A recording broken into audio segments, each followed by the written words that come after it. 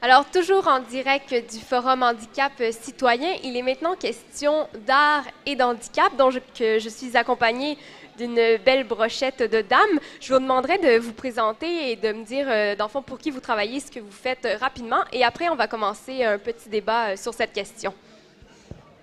Je ne sais pas où je dois regarder. Là, non. Alors, moi, je m'appelle Marie-Rose Rigière, donc je suis art thérapeute et en libéral.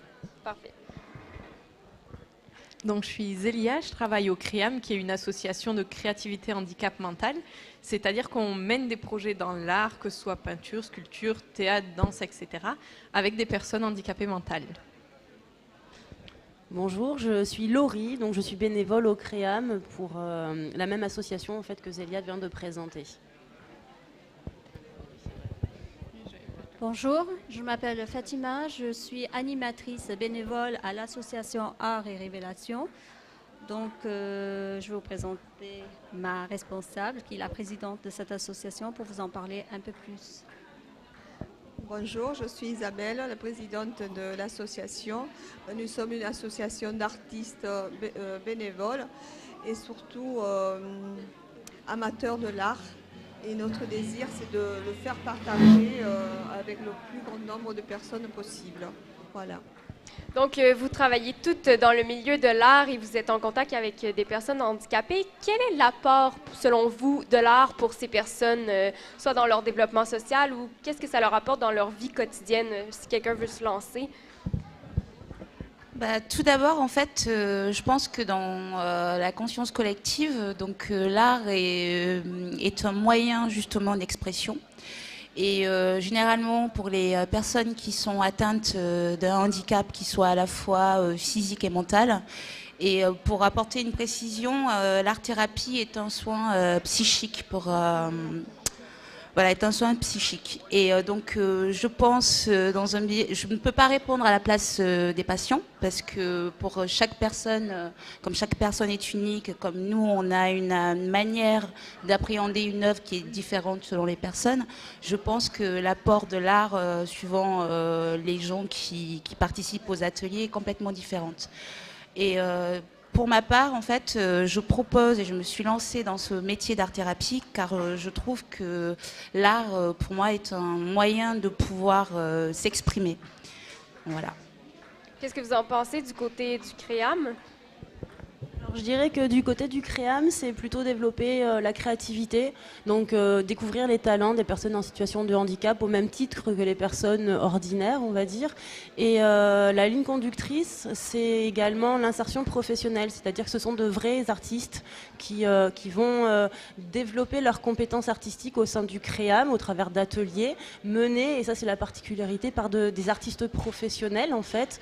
Donc c'est vraiment de travailler sur la technique et puis leur style, pour leur permettre d'exprimer également un petit peu leur ressenti, mais dans une démarche totalement artistique en fait. Nous, on parle d'art différencié pour le caractériser par le fait que les personnes en situation de handicap peuvent également développer ces talents-là. Voilà, c'est notre démarche du CREAM Sud. Je suis tout à fait d'accord, mais nous, en plus, le plus que nous essayons de faire, c'est de donner accès aux personnes à mobilité réduite en mettant en place les ateliers dans des salles adaptées pour que ces personnes puissent y venir. Et je trouve que ça aussi, ça rend l'isolement et elles peuvent s'enrichir et donner aussi, donner par leur exemple, leur motivation. C'est un échange en fait. Voilà. Et justement, vous parliez d'accessibilité. L'accessibilité, c'est autant physiquement qu'en général. Est-ce que l'art est assez accessible pour ces personnes, selon vous? Je pense que l'art...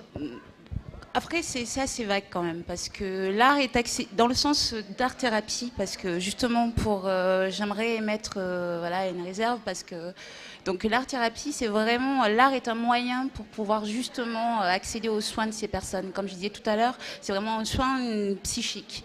Et donc en fait, en tant qu'art-thérapeute, donc je suis amenée à accueillir des personnes dans les ateliers artistiques, dans le but justement, après ça dépend vraiment de la pathologie, parce qu'on peut travailler à certains niveaux, un petit peu comme le développement de la personne. Donc si une personne est atteinte d'un trouble sévère, en fait, on va permettre une autonomie, un accès à l'autonomie, et on est beaucoup plus en fait au niveau de l'art en tant que soulagement, en tant que décharge émotionnelle.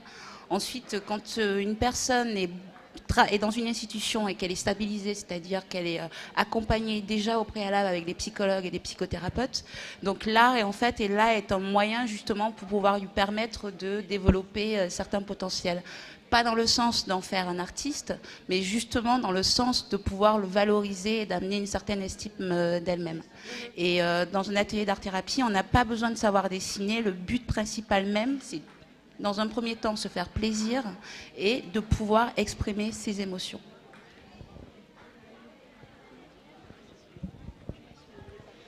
Alors peut-être par rapport à l'accessibilité, je dirais que c'est comme toute activité, comme tout loisir, toutes les personnes en situation de handicap mental, pour ce qui concerne les personnes du CREAM Sud, n'ont pas le désir de travailler au niveau des ateliers de peinture, etc. Donc c'est aussi cibler les potentialités, mais en fonction aussi des volontés des personnes. Donc l'accessibilité, c'est pour toute personne désireuse. Et après, l'artiste en général qui conduit l'atelier est très à l'écoute de la particularité, de la singularité de la personne aussi dans sa demande, par exemple d'utiliser plus de la peinture ou plus du crayon, etc. Et ça rend accessible l'art de cette façon-là, je dirais. Et je voudrais juste faire un complément aussi dans l'apport. Tout à l'heure, on n'a pas refait un tour de micro, mais l'apport est mutuel, c'est-à-dire que l'artiste qui conduit l'atelier s'enrichit aussi de cet échange avec les personnes en situation de handicap mental, ne serait-ce que par la barrière, en fait, les codes sociaux qui sont complètement tombés, en tout cas pour le handicap mental, et aussi les outils techniques du milieu artistique qui sont outrepassés parce qu'il y a une envie à un moment donné d'utiliser la peinture pour faire quelque chose, une contribution dans la toile, et on ne va pas réfléchir d'un point de vue théorique ce que ça va apporter, etc. Donc ça, c'est vraiment l'enrichissement mutuel, donc le lien social, etc., l'épanouissement à double sens. Est-ce que c'est quelque chose que vous aussi vous avez constaté? Oui, tout à fait. Et ce que je voulais préciser, c'est que le lien social est très important. Et à travers l'art, on peut s'enrichir donc déjà à partager ce qu'on sait et ce qu'on apprend auprès des autres, et un échange. Donc c'est un moment où on peut rompre l'isolation des personnes qui restent un peu cloîtrées chez eux, ou pour dire que ils connaissent pas, ils savent pas quoi faire ni où aller. Mais c'est un milieu où on peut s'exprimer aussi bien dans l'art que avec les autres personnes. Donc moi je trouve que c'est quelque chose de très important. Parfait, donc c'est tout le temps que nous avions. Merci beaucoup de votre participation. Merci à vous.